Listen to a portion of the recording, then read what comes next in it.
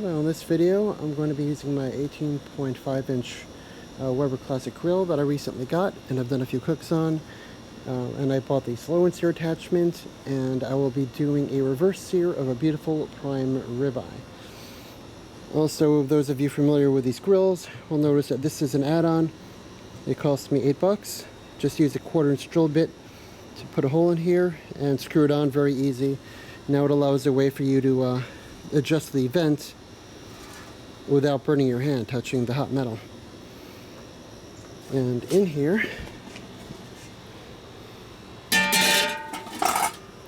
is the slow and sear for the 18-inch griddle.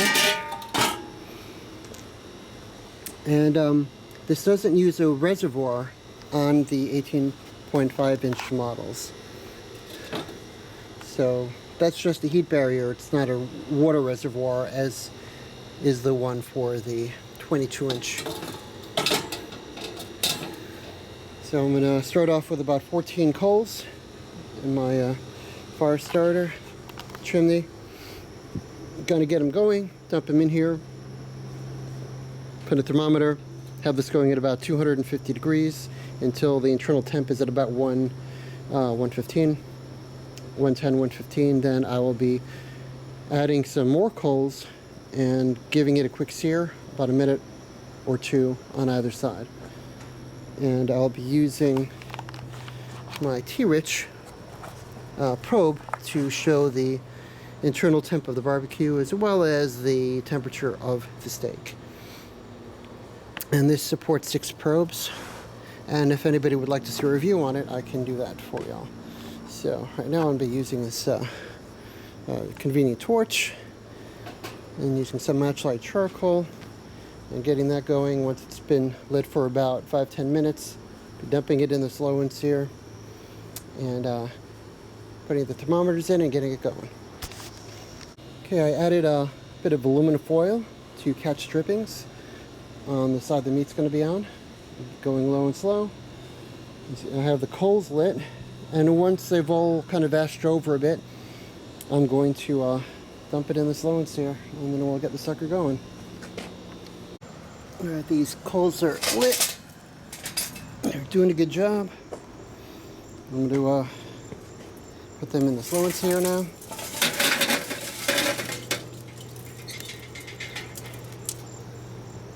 And here's my ribeye. I've seasoned it with some salt, kosher salt, pepper, a few other things. And it's been sitting for a couple hours. So getting that salt inside the meat really nicely. And just adjust these coals a bit. And I'll be adjusting the temperature of the grill with the lower and upper fins to adjust the airflow to try to get this around the 250 mark. And when I put the lid on, the vents are going to be on the opposite side of the coals so the smoke can travel through the meat for some good smoking. Alright, so this is how it's set up. Coals one side, meat here, and the blue one is for the ambient temperature of the grill, and you always want that on the opposite side of where you have your coals when doing this style of cooking. And here's my app. Well, here's this, and it sends through Bluetooth to my phone. Here's the ambient. I set it to look for alert me between 275 and 225 because I don't want it to fall out of that range. And I'm going to flip it at 85 degrees. And then it's going to continue, then I'm going to continue on to about 110, 115. And then throw in more coals and finish this here. So now that the internal temp on my grill has quickly jumped up to the almost 270, I close this about halfway. And also the vents on the bottom are just slightly open, not quite fully open. So this is the vent control on the bottom. And this is about halfway now. I think I'm going to have to close it up a little bit more because it's starting to get to a little bit higher than where I want to. So I'll see if I can dial it in to right around 250. And you see you get an alert if you go out of the range you designated. And the internal temp on the meat is 61. So that's going to be getting flipped when it's 85. So far I've pretty much been in around the 285 to 290 range. I think I probably hit a few too many coals in there to really get down to that lower temp. And I've been slowly closing the vents more so. The less airflow you have, the lower the fire, the lower the temp. So I realized I actually had this thing fully open on the bottom, so a little bit too much air. So I closed it off a bit, and this is pretty much nearly fully closed at this point. And the temps are, finally dropping now. So I'm hopeful that I will get down to closer to that 250, 260 area. And also, as you can see, even with these probe wires coming out of the lid, this thing is sealed up nice and tight. There's no smoke coming out of the lid at all. So, very good grill. So, we added the probe is reading 113 on the monitor. So, I'm going to pull it out. And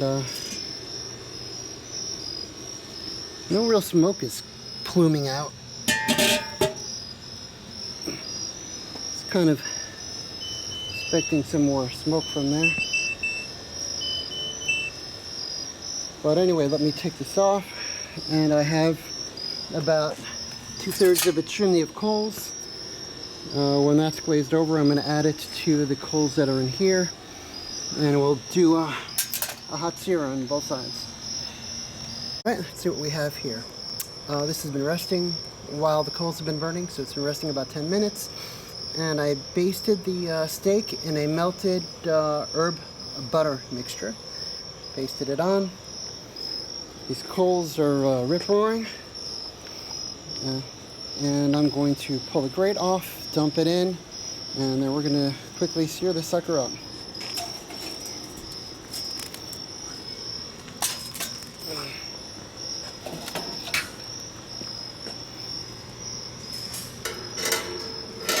Okay. Try to get out of the light here.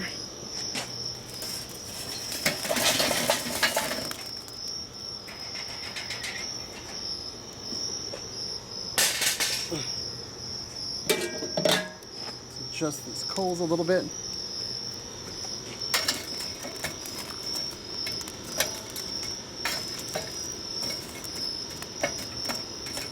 I'm going to try to keep them a little bit closer together since I don't have all that many. A couple of these honestly could be lit a little bit more, but I think it's going to be adequate to get that fast hot sear on this.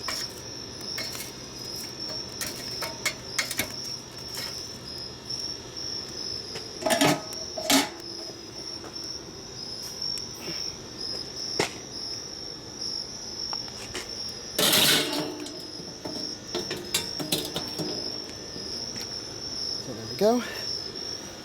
And let's this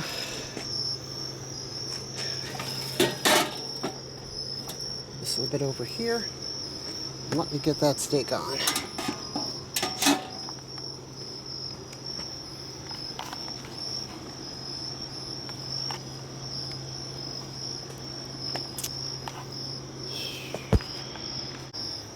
All right, I have the steak on the grill. I'm going to be doing a minute at a time, flipping it over. So I started a 1-minute timer.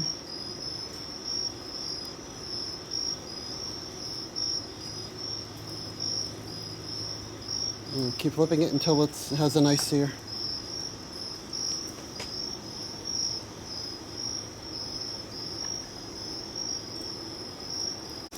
Just over a minute has passed. I'm going to flip this over. Looking good. Okay, Siri, 1-minute timer.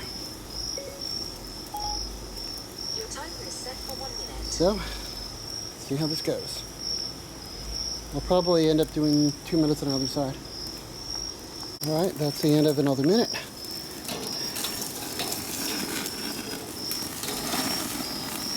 That is looking beautiful. Hey Siri, 1-minute timer.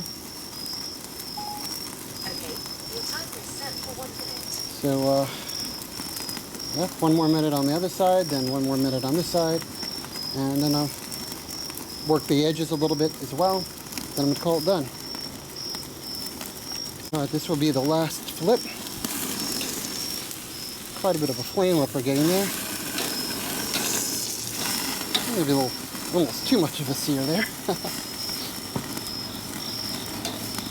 You know what, in fact, I'm going to put this over the side a little bit. Let that flame calm down a little before continuing. Because that's a little bit much.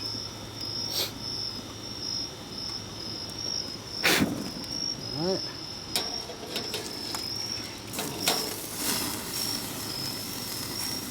Hey Siri, 1 minute timer.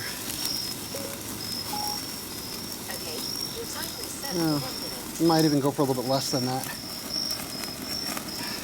Maybe 30 seconds. Then switch over to sides.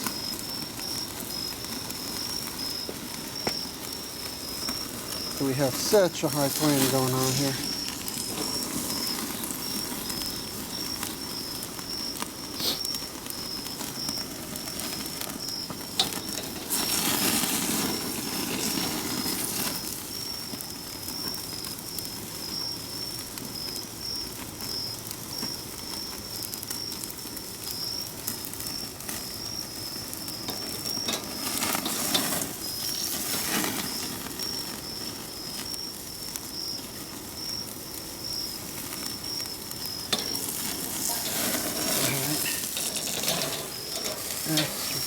Really hard sear there. Let me just get the edge a bit here.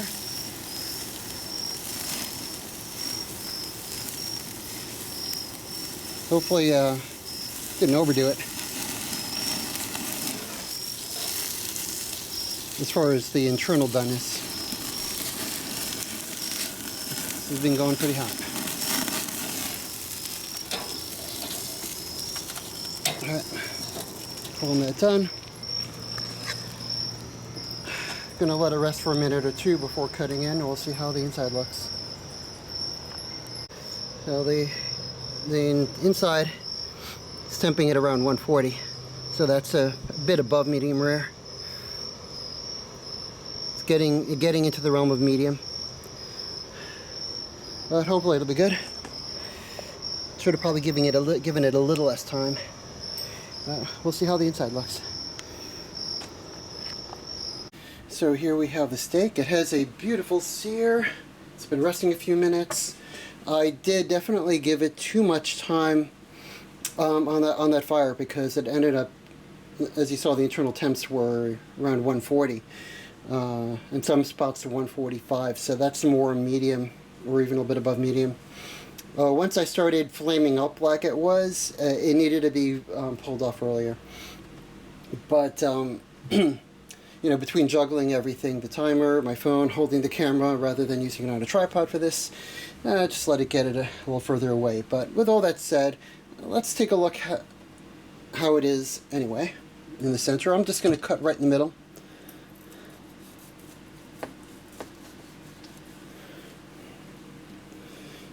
So there, it is a nice pink center still, although a little bit more of a gray gradient than ideal, because I let it sit a little bit longer than I needed to. But that's a really beautiful looking interior shot, if I do say so. But yeah, it's right around the medium mark. Now let's take a little bite and see how that is. As I'm sure you would like to all know what it tastes like. And this is a nice prime ribeye. It's not one of my dry aged ones, but let's see how this is.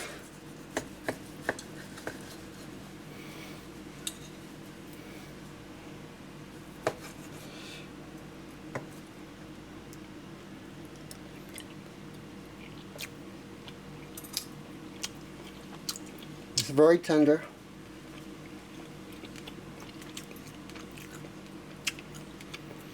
Nice flavor.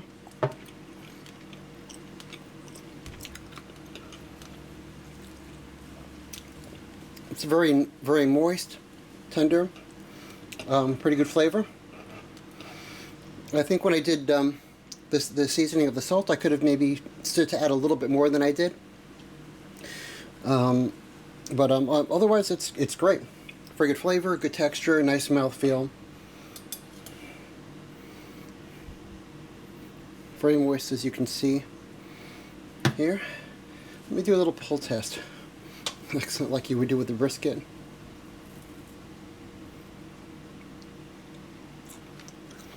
So anyway, that's about that. If you'd like to see more from me, or if you would like to see a full review of the temperature probe I used, you can let me know in the comments. I hope you enjoyed the video. Please hit that like button. Please subscribe. See you in the next one. Well, here's a little still image I took of the ribeyes, and I'm going to add a little bit of things I learned regarding the cook. Is that using the 14 coals in the slow and sear, or way too many coals? It was getting too hot, and I had to close the baffles to get the temperatures where I wanted to be. But with the baffles closed, the coals just weren't able to produce the smoke that it would have been able to otherwise. So for next time, I'm going to maybe start with 10 coals so I can have the baffles open and the coals will be able to produce the smoke that I want and get that smoky flavor imbued within the meat. So we'll see you next time regarding that.